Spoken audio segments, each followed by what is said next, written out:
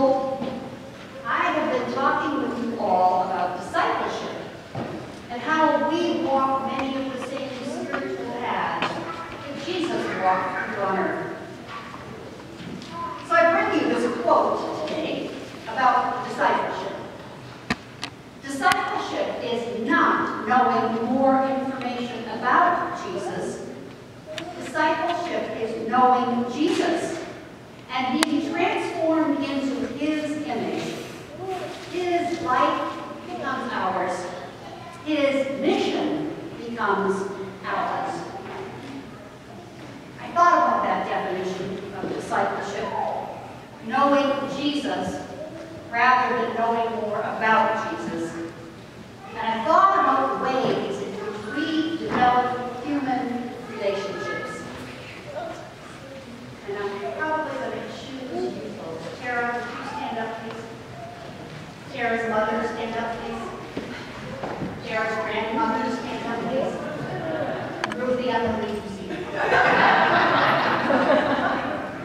Now, I've been here for a couple of years before Tara appeared, or at least before I remembered Tara.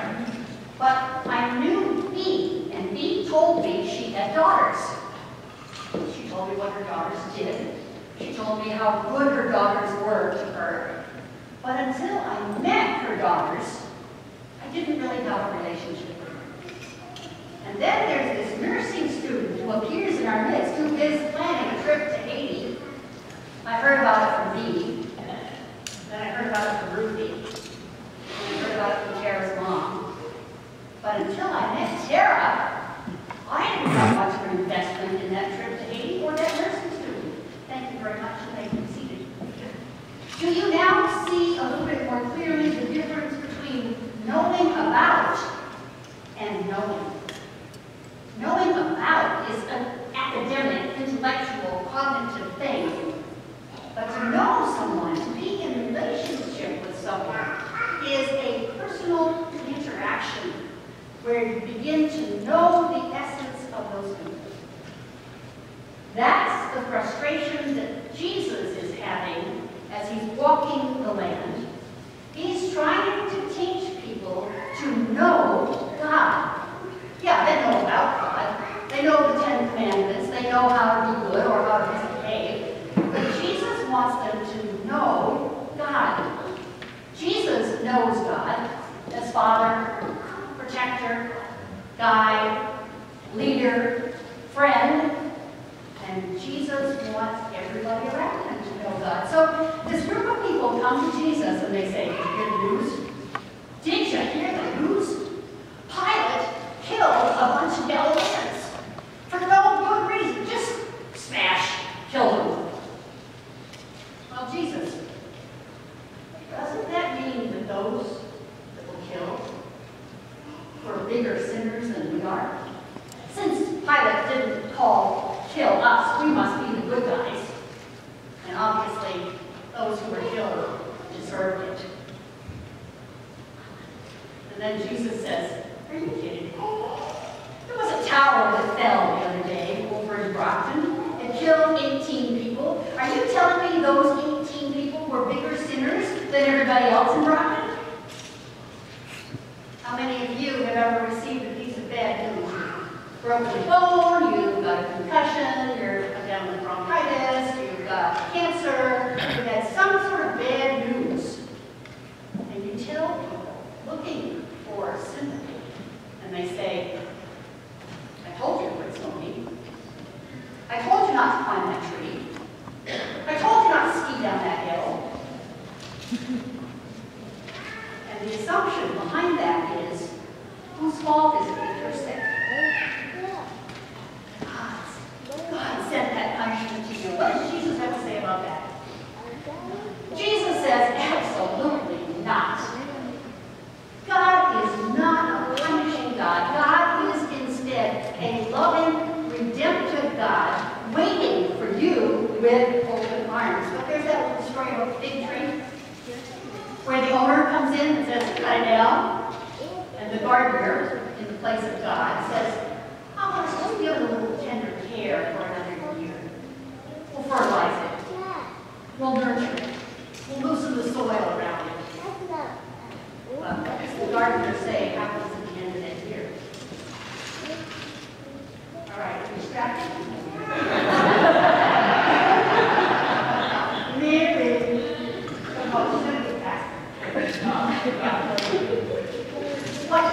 Where was I? Oh yeah, something about what happens at the end of that year? That tree gets cut down.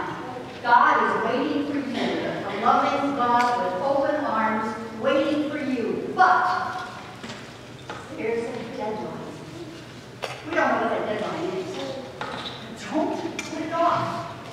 Repentance and renewal are what we're practicing in this season of Lent. This season specifically developed to bring you back to God.